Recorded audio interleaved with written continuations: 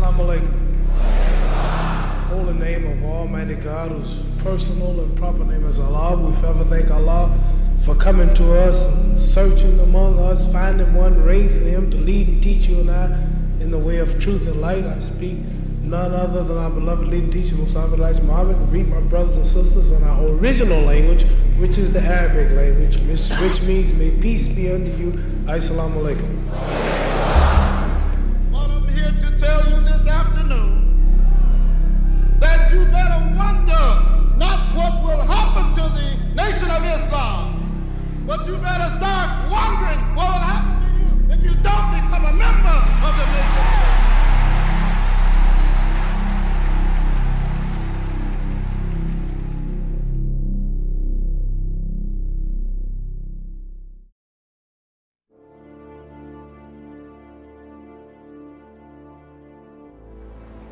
If a race of people were taught to hate their skin, we were people who were lost. We was told that black was nothing.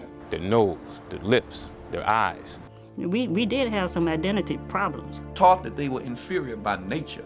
Black is ugly. How would you restore confidence in those people? We know the psychological abuse has taken place over all these years, and we know you need help.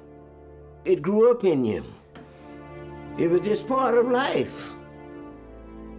Nobody came to the African American, to the so-called Negro, as Elijah Muhammad called him, and offered him any kind of debriefing or deprogramming. There was a total severance of a people's memory. He told us, in effect, that we were actually more than what we were, to try to balance off us being nothing. I don't think anything else had that great an impact on changing a people's personality and attitude. I believe it was a greater force.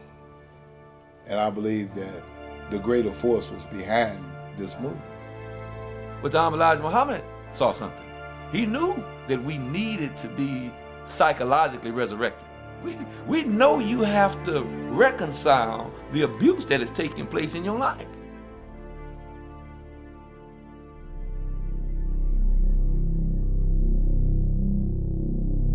With the 1950s and 60s, America saw the rise of the civil rights movement's attempt to address the marginalization of African Americans. From protests and sit-ins and demonstrations, they worked non-stop to try and integrate African American people into the mainstream of society. Yet there was one man who came onto the scene with an entirely different philosophy, and it was not based upon integration. With unrivaled boldness and a fearless gait, he stood erect and told 22 million African Americans that the fault is not on the slave master anymore. It's we hindering ourselves. Right. You're the one to be blamed. Yes, sir.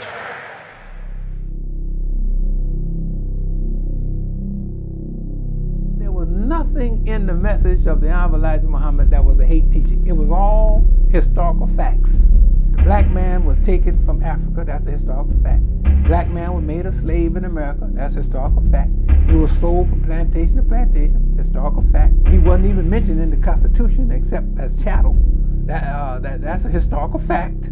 What about the part where the white man was the devil? Was that hate teaching? No.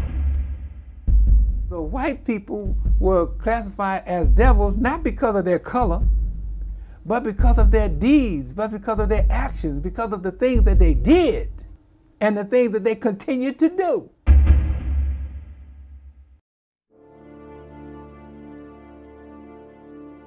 I have a letter from the FBI naming the guy and saying that he was wounded apparently in the assassination of Malcolm Little and was in Florida hiding, and sent this to the New York City Police Department, and they said, we're no longer interested in that individual. The FBI? The Federal Bureau of Investigation. Malcolm X's assassination. You remember that day? Oh, I remember it all, yeah. No one could carry out a threat of death as well as the FOI, the Nation of Islam. Then why didn't they do it? There are people that believe that Malcolm X's assassination, the bombing of his home, and the threats that he received could not have happened without the approval of your grandfather, the Honorable Elijah Muhammad. Absolutely false. Our daddy would have never had no Muslim killed. Never.